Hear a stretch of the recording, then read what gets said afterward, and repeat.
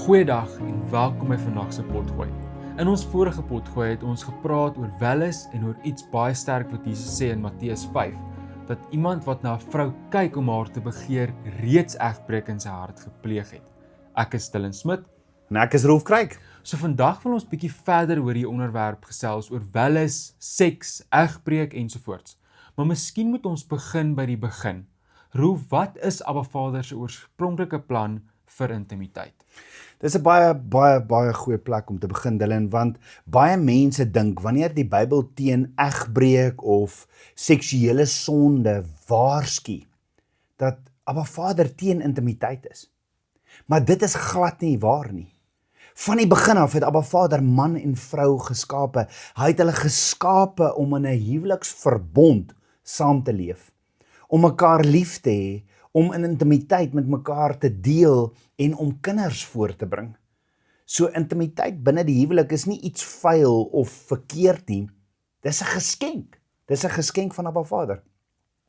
Ons hemelse Vader het selfs 'n natuurlike seksuele begeerte in elkeen van ons geplaas. Maar hy het dit bedoel vir binne die veiligheid van die huwelik. So wanneer Jesus dan waarsku teen egbreek, is dit nie omdat seks verkeerd is nie, maar omdat dit buite Abba Vader se ontwerp gebruik word. Presies. So ons hemelse Vader beskerm iets wat vir hom kosbaar is. Maar Jesus kom en dan vat hy dit nog so bietjie dieper. Hy sê, egbreek begin nie net met 'n fisiese daad nie. Dit kan reeds hier in die gedagtes en die hart begin. En die Bybel sê, in Spreuke 6 vers 32, hy wat oorspel pleeg, is sonder verstand. Hy wat sy eie lewe wil verwoes, hy doen so iets. So daardie woord verwoes beteken, Dylan, om jouself te beskadig. Nie net fisies nie, maar innerlik. So wanneer jy sê innerlik, bedoel jy die siel? Ja, die Bybel leer ons dat die siel uit 3 dinge bestaan. Dis jou gedagtes, dis jou emosies en dis jou wil, jou besluite. En baie keer begin egbreek reeds daar. Dit begin wanneer 'n mens begin fantaseer. Jy begin oor dinge te fantaseer. Jy begin begeer. Of jy begin selfs met 'n emosionele band. Jy bou 'n emosionele band met iemand wat nie jou huweliksmaat is nie. So verhouding kan eintlik al begin lank voordat daar iets fisies gebeur. Absoluut, Dylan, en dis waar jy ook sielsbande kry, emosionele verhoudings. Dylan, baie buiteegtelike verhoudings begin nie op die daad nie, begin nie in die slaapkamer nie. Dit begin eers in die gedagtes, dan volg dit in die emosies, dan gaan dit oor na flirt of in gesprekke, en dan gaan dit oor in aandag wat ek vir jou gee, my tyd wat ek vir jou gee, my aandag wat ek met jou deel.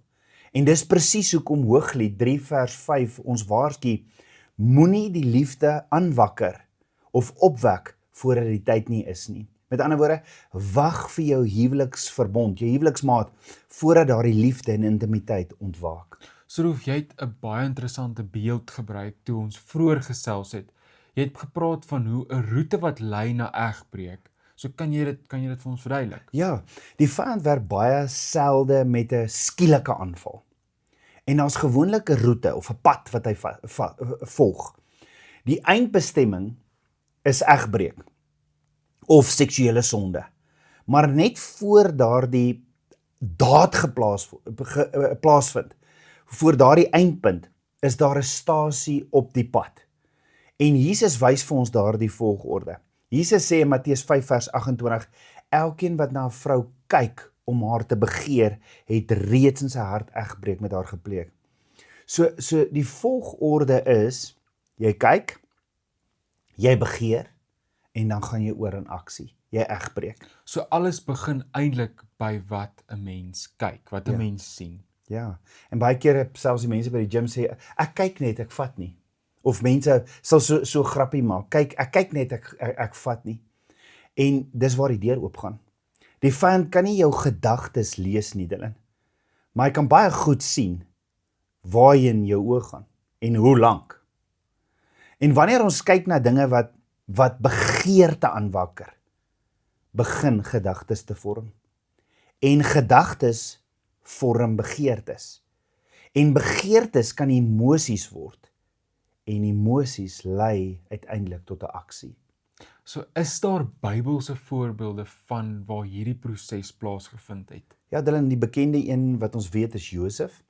In Genesis 39 sien ons hoe Potifar se vrou, hoe hy moes weghardloop. Die woord sê haar oë sy het haar oë op Josef geslaan. En Josef was aantreklik. En sy het begin kyk. En daardie kyk het 'n begeerte geword. En daardie begeerte het haar gelei om te probeer verlei. Maar Josef het iets baie belangriks gedoen, Dylan. Hy het gevlug. En dis presies wat Paulus sê in 1 Korintiërs 6 vers 18, vlug vir die hoerery. Dan die tweede voorbeeld is Dawid. Dawid en Betseba. In 2 Samuel 11 staan Dawid het op die paleis se dak geloop en hy het 'n vrou gesien wat. Die Bybel sê sy was baie mooi. Maar die probleem het begin met Dawid wat gekyk het. Hy het gekyk, hy het gefantiseer, hy het begeer en uiteindelik het hy egbreek gepleeg wat gelei het tot dood. En hierdie sonde het 'n geweldige effek toe later op Dawid se familie gehad. So ek dink baie mense sal sê, maar kyk solank jy niks doen nie, en dit is mos nie 'n probleem nie, en dit is waar dit begin om daai deur oop te maak. Ja, en dis een van die grootste leuns van die vyand. Hy sê, jy kan kyk solank jy net nie vat nie. Maar Jesus sê dit begin by kyk. En die Bybel sê selfs in Spreuke 27 vers 20, die oë van 'n mens word nooit versadig nie. Dit beteken, hoe meer jy kyk, hoe meer wil jy kyk. Ek vat hom maar net, as jy nou besluit jy wil vir jou 'n kar gaan koop, en jy kyk te lank na daai kar, binnekort gaan jy hom ry. Want jy begin te fantiseer hoe jy in hom gaan ry, en dit raak 'n begeerte, en eventually doen jy dit nie. En so werk dit in seks ook. En selfs dis wat gebeur met buiteegtelike verhoudings, is daai, ek kyk, en dan is daar fantiseer, en dan flirt ek, en dan begeer ek, en dan eventually lei dit oor na aksies. So dit voel amper of ons vandag in 'n wêreld leef waar alles ontwerp is om mense se aandag weg te trek. En Dylan, daai is die belangrikste wat jy moet sê, en ek dink ons as mense het nodig, en as kinders, as volgers van Jesus, het nodig om te weet ons is in 'n oorlog. Want daai is presies reg. Ons leef in 'n tyd van advertensies. Ons leef in 'n tyd van sosiale media. Ons leef in 'n tyd van TikTok, Instagram, en hierdie platforms werk met algoritmes. En kyk hoe werk hierdie. Want hierdie algoritmes beteken, hulle kyk waarna jy kyk. En dit is presies wat die duiwel doen. So, hierdie algoritmes kyk waarna jy kyk. En dan sê hy ook, hoe lank jy kyk. En dan ook, waarop jy klik. En dan begin hulle meer van hierdie selfde inhoud wys. Dis presies wat die vyand doen. Wat hierdie algoritmes doen. So iemand kyk miskien een keer na iets suggestief of seksueel. En skielik word hy oorstroom met soortgelyke inhoud. En dit normaliseer seksuele gedrag. Met ander woorde, hoe meer jy na hierdie tipe goeters begin kyk, hoe meer begin dit, maar dis mos maar die wêreld. En is dit nie wat die TV doen nie? As jy gaan kyk na 'n TV-program, binne die eerste 15 minute praat daar van seks buite die huwelik. So die vyand se manier is om hierdie welles en buiteegtelike seksuele dade te normaliseer. En die Bybel sê, beskerm jou oë.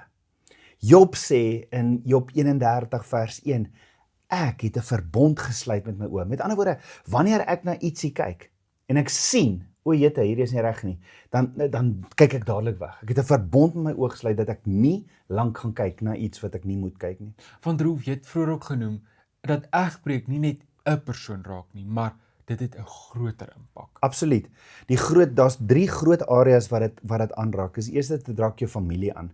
Baie kere sal jy mense kry wat sê, maar ek kyk net pornografie, hoe raak dit my vrou, hoe raak dit my familie? Sonde bly nooit by een persoon nie. En ons sien dit in Dawid se lewe. Na sy sonde, nadat hy gekyk het vir Betseba, het daar chaos in sy familie ontstaan. Sy dogter Tamar is verkrag, Amnon, sy seun is vermoor. Absalom het gerebelleer teen Dawid en wou hom doodmaak. So sonde versprei. Dis die eerste ding, dit raak jou familie. Die tweede ding is, raak jou verhouding met Vader. Want daar kom 'n skeidsmuur. Vader is heilig. Dis die enigste karaktereienskap wat 3 keer herhaal word van hom. Vader is barmhartig ook. Maar daar staan nêrens hy's barmhartig. Daar staan hy's heilig. Heilig in Hebreëus is die woordjie kadosh, wat beteken to be set apart. Afgesonder. Afgesonder van wat? Sonde. So daar's 'n skeidsmuur tussen my en Abba Vader wat gekom het deur sonde. So wanneer 'n mens in seksuele sonde leef, dan is daar skeidsmuur tussen my en Abba Vader. En gewoonlik wanneer daar hierdie seksuele sonde is waarin jy leef, begin daar dikwels ook leuns. Daar's misleiding, daar's geheime. Dis soos 2 tieners wat uitgaan op 'n aand. Hulle beplanning is dalk buite-egtelike seks of voorhuwelikse seks, maar hulle sal nooit vir hulle pa sê, as 'n pa vra, waartoe gaan julle vanaand? Nee pa, ons gaan uit, ons gaan seks hê nie. Hulle sal dit nooit sê nie. So dit begin met leuns. En dan as sy terugkom by die huis, gaan sy ook nie sê, as ma vra, hoe was julle aan? Gaan sê, nee, het was great, ons het great seks gehad nie. Sy sal dit nooit sê nie. So dit begin by leuns, dit begin met misleiding, dit begin met geheime, en dit beïnvloed jou verhouding met Abba Vader. Want nou maak jy hierdie leuns, en nou wil jy kerk toe gaan en jou hande lig, maar jou hart, jy het leuns, jy sit met hierdie leuns. So die derde ding is, draak jou toekoms. En baie mense dink, ag, maar is net een besluit. Maar een besluit kan 'n hele pad oopmaak. Maar wat as iemand luister en sê, ek het reeds geval? Dan is daar goeie nuus, Dylan. Kyk na Dawid. Dawid is vir ons, hy's 'n man na God se hart nie. Hy het geval, maar hy het nie daar gebly nie. Hy het na Abba Vader teruggekeer. In Psalm 51 bid hy, skep in my 'n rein hart, o God. En Vader is 'n God van genade en herstel. En hy wil hê ons moet terugkeer en hy wil ons lei. Wat ook gebeur het is, Dawid het gekyk na Betseba. Dit het verander. As jy Psalm 119 gaan bestudeer, dan sien jy hoe Dawid nie net meer 1 keer, 2 keer 'n dag die woord bestudeer nie. Hy het sy oë gerig op Vader se woord, want as ek my oë rig op Vader se woord, sien ek sy karakter en leer ek meer en meer van hom. En dit is wat Dawid gedoen het. Vader se woord het vir hom alles geword en waarna hy gekyk het. En net so is dit vandag. Want Vader sê vir Joshua in Joshua 1 vers 8 tot 9 sê hy, as jy my woord dag en nag bepeins, dan sal jy wel geluksalig wees in alles. Hy sê dit ook in Psalm 1 vers 1 tot 3, dat as ons oë rig op Abba, dan as ons oë rig op Vader, en hoe doen ons? Baie mense sê vir my, maar Rolf, ek wil graag God se stem hoor. Die eerste ding om sy stem te hoor is, spend time in his word, want daar praat hy met ons. Spandeer tyd in sy woord. Rig jou oë op hom, spandeer jou tyd. En dit is iets wat Dawid gedoen het. En dat hy sê naderhand, Vader, u woord, ek vind my vreugde, ek versadig my in u. En dit is omdat hy Vader se woord so bestudeer. So eintlik kom alles neer op 'n besluit. Ja, ons kan kies. Ons kan kies om ons oë te bewaak, om soos Job 'n verbond te sluit met ons oë, om ons gedagtes te beskerm. Ons kan besluit om ons gedagtes te beskerm. Met ander woorde, as daai gedagte kom, daai fantaseer, is om dit dadelik te bestraf in Jesus se naam. En om Vader se ontwerp vir intimiteit te eer en te weet, maar buite-egtelike gedagtes, buite-egtelike seksuele gedagtes, dis buite Vader se ontwerp en ek staan dit te, so jy bestraf dit. Jy sien, Vader se plan is nie daar om ons, Vader se plan was nog nooit om ons vreugde te steel nie. En daar's hierdie seëninge wat mense nie altyd sien nie, van seks in die huwelik. En jy weet, een dag vra 'n jong persoon vir my, hulle twee gaan nou trou oor 6 maande, wat is 'n stuk papier nou? Hulle kan maar seker ons nou maar al seks hê. En dit is wys jou hoe die vyand hulle kom mislei het, want dit gaan nie oor die stuk papier nie, dit gaan oor die seëninge wat Vader, as jy hom gehoorsaam, reg deur die woord sê het, as jy hom gehoorsaam en vertrou, is daar hierdie seëninge. En daar is hierdie seëninge in die huwelik, as ons sy woord eer en hom gehoorsaam. Absoluut. So, en dit is daar, juis, Vader gee juis vir ons hierdie riglyne om ons te beskerm. So Rolf, heiligheid begin by waar ons kyk. En as ons net dink aan Josef, hy het so weggedraai, en hoe 'n voorbeeld is dit vir ons, om so te kan wegkyk vir die verleiding van hierdie wêreld. Hy het gehardloop, Hy het gevlug, gehardloop. ja. Is daar 'n onmiddellike wegkeer. En dit is wat vir ons so amazing is. En ek wil vir elkeen uitnooi om te kommentaar, vra vir ons vrae, stuur vir ons goed deur, sodat ons na julle vrae kan kyk.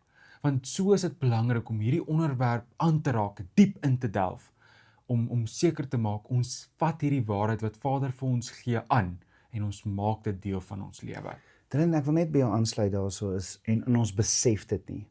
En ons dink dit is oukei, en dit raak nie ons familie aan nie, dit raak nie ons verhouding met Abba Vader aan nie, maar die vyand het 'n strategie met hierdie algoritmes waarna ons kyk en hoe lank ons kyk, want sy stryd is met ons gedagtes en ons hart. En ons besef dit nie, ons gee vir hom toegang. Ons kyk na wat ons wil kyk, en ons kyk na, en ons laat toe in ons harte wat in ons harte toe gaan. En naderhand raak dit so groot, dat ons glad nie meer tyd in Vader se woord spandeer nie. En dit is wat Dawid gedoen het. Hy het in plaas van om te kyk na hierdie onsedelikheid, vat maar ons jong mense vandag, hoe lank kyk hulle, hoeveel tyd spandeer hulle, wat is jou, wat noem hulle dit op jou Screen time. Screen time, nee. Hoe lank is jou screen time per week? Vergelyk jou screen time met tyd wat jy in die woord spandeer. Hoe kompeteer dit? En mag ons soos Dawid terugkeer en eerder ons fokus rig op Vader se woord. Amen. Amen. Baie dankie.